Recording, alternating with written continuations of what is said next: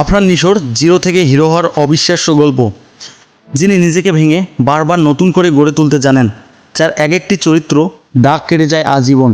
তিনি বর্তমান সময়ে অভিনয় জগতের এক উজ্জ্বল নক্ষত্র, আফরান নিশো। কিন্তু এই সাফল্যের চূড়ায় পৌঁছানোর রাস্তাটা কি খুব সহজ ছিল? কিভাবে একজন সাধারণ তরুণ থেকে তিনি হয়ে উঠলেন নাট্য জগতের বড় পর্দার অভিনেতা? যারা আমাদের চ্যানেলটি এখনও সাবস্ক্রাইব করেননি, চট করে সাবস্ক্রাইব করে ফেলুন, যেন পরবর্তী ভিডিও আপলোড করা মাত্রই সবার আগে আপনার কাছে নোটিফিকেশন যায়। তো চলুন ভিডিও শুরু করা যাক। আফরান নিশোর পুরো নাম হলো আহমেদ ফজলে আকবর নিশো। তার জন্ম ও বেড়ে ওঠা টাঙ্গাইলে। ছোটোবেলায় থেকে সৃজনশীল কাজের প্রতি তার প্রবল টান ছিল। মডেলিং দিয়ে শোবিজে পা রাখলেও অভিনয়ের নেশা তাকে তাড়া করে ফিরত। কেরিয়ারের শুরুতে অনেক স্ট্রাগল করেছেন। শত শত নাটকের ছোট চরিত্র করতে করতে তিনি আজ এই অবস্থানে।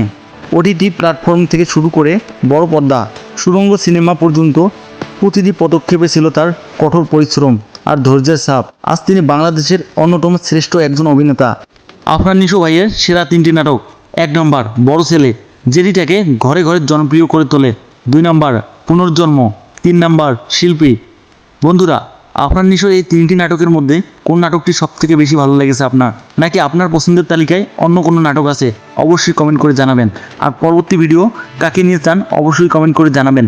আর ভিডিও দেখতে দেখতে কি আপনি ভুলে গেছেন নাকি সাবস্ক্রাইব করার কথা? যদি ভুলে গিয়ে থাকেন অবশ্যই সাবস্ক্রাইব করে ফেলবেন। তো ভালো থাকবেন পরবর্তী ভিডিও আসা পর্যন্ত। আল্লাহ হাফেজ।